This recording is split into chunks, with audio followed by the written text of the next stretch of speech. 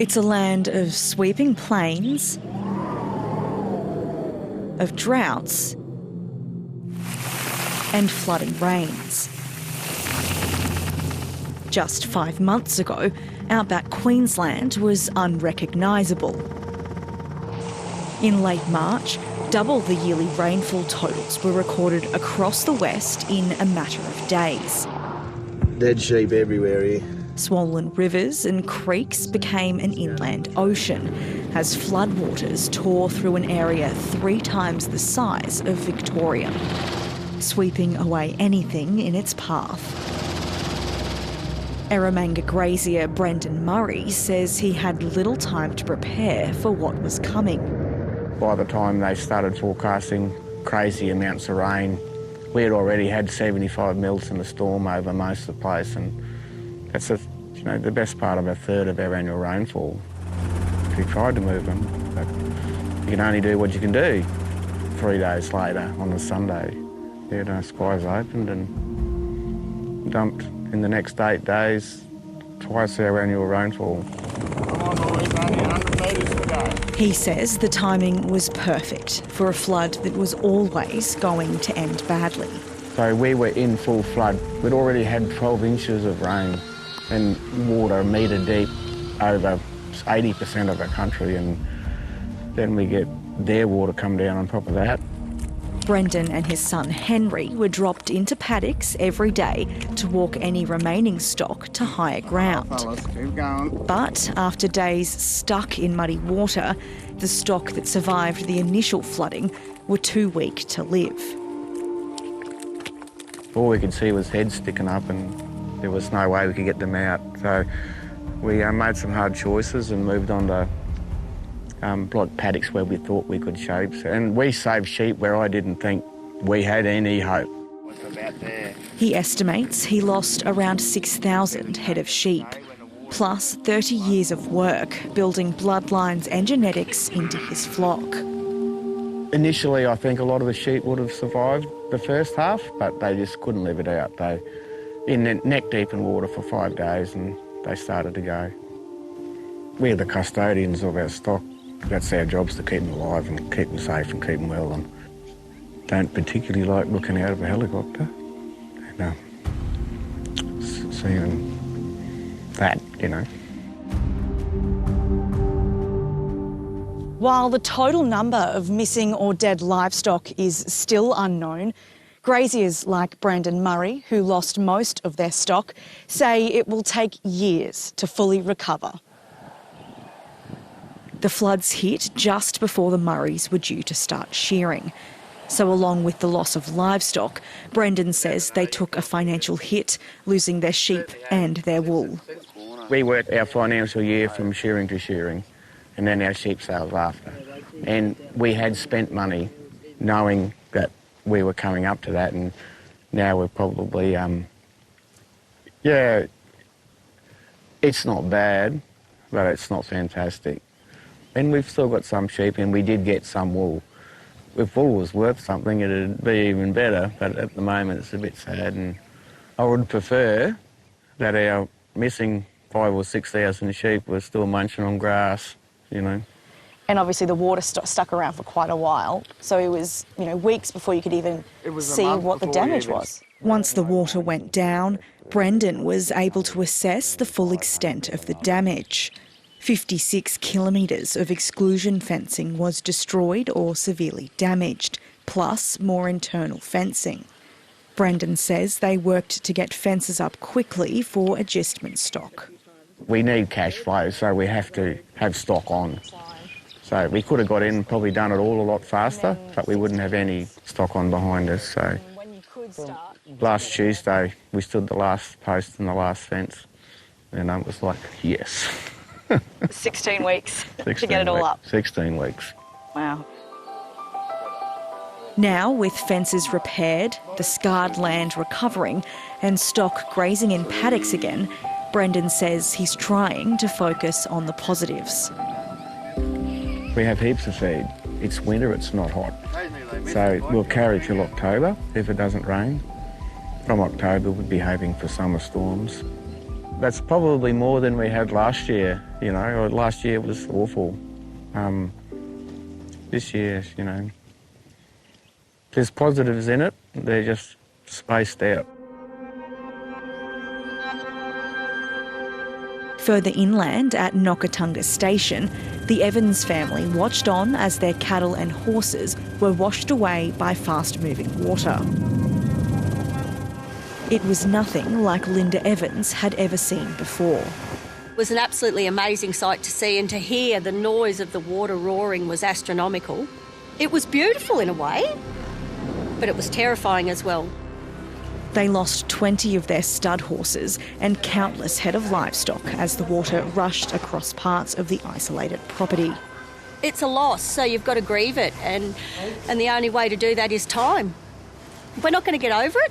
We're just going to have to rebuild and get on with it, or chuck the towel in and forget about it.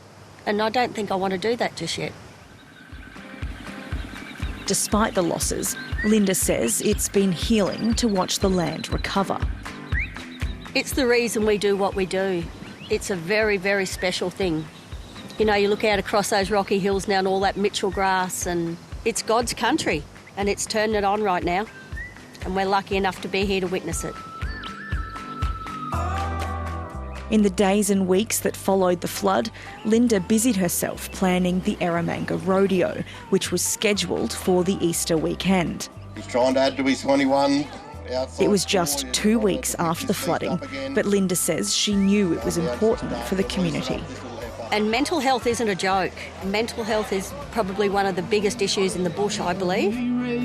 For us, being able to provide an event that brought people together and gave them a chance to talk, have a blowout, have a beer, and realise I'm not the only person in this boat.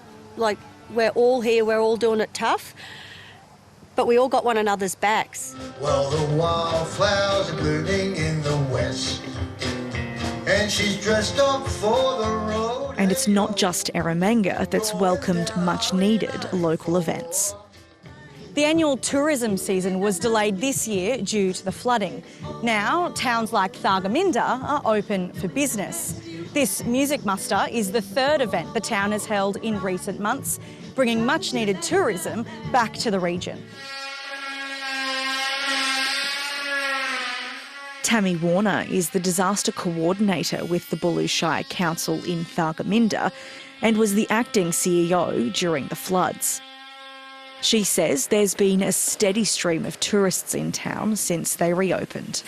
The flood itself has brought people here to see us and to see what happens, to see how we're recovering, and in all honesty, people have been so patient. They've been really understanding and appreciative for what they can get while they're here. So it does make a massive difference, and just having those other people around town also boosts the morale as well.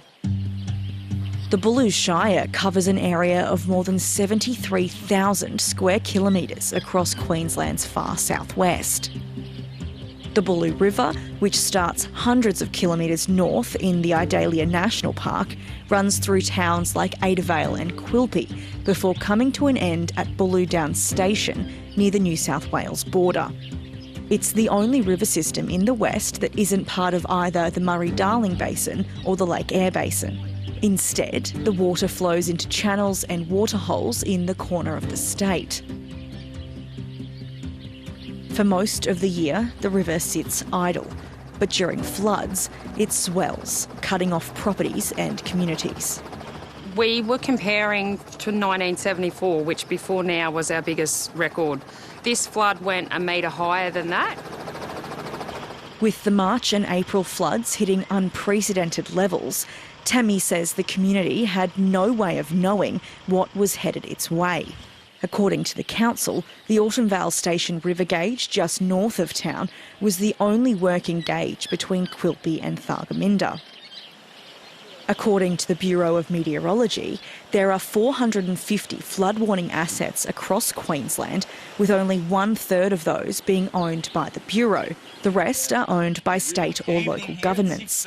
Maintenance of flood warning assets is the responsibility of the owners. The Bureau had no history on the Buller River catchment. They were running blind as well, and they ended up saying that to myself and the Mayor in one of our meetings. They said, look, we're going to be honest, we have no idea what's coming to Thargomindah. Now, on the other side of the disaster, Tammy Warner says it's easier to see the silver linings. We always say it, but we are an extremely resilient community. We've bounced back pretty well. We've got people working. We've got all of our businesses open straight away. You know, people are still happy enough, people are still mixing with each other and just getting on with things the best they can, I suppose. Of the more than 100 homes in Thargomindah, only 12 were spared from the rising floodwaters. Most residents have large damage bills. Months on, 32 households remain in caravans provided by the state government and local council, while those who are able to return to their homes wait for news on insurance claims. People aren't living in their houses. Their houses are either pulled apart or they're waiting to be pulled apart. Insurance has been ridiculous. There hasn't been one successful insurance job happen out here now, and it's 3.5 months. It was a sense of helplessness that pushed nearby sheep and wool producers Anthony and Gerda Glasson to come up with a way to help their town recover. We were just sitting playing board games because we couldn't go outside because it was all too wet, and while we were doing that, people in town were scrambling for safety. It's a very helpless feeling, and all you want to do is help your mates.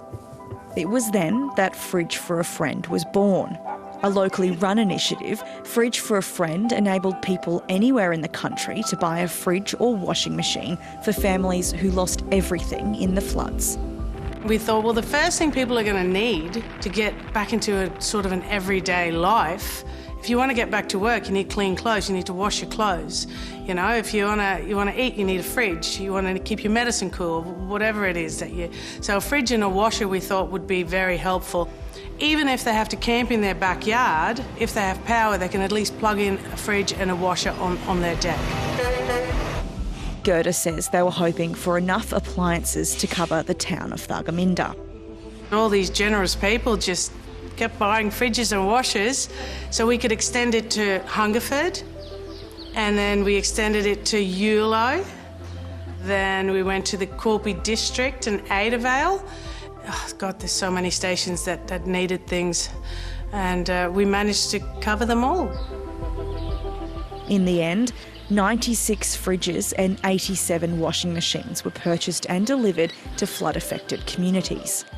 A reminder of the good in the world at a time when life felt too dark. It has reminded people of how much other people care about you. It's probably as simple as that. It's reminded people that, you know, it's not such a bad place. And people look out for each other, and there's a lot of good. There's a lot of good people.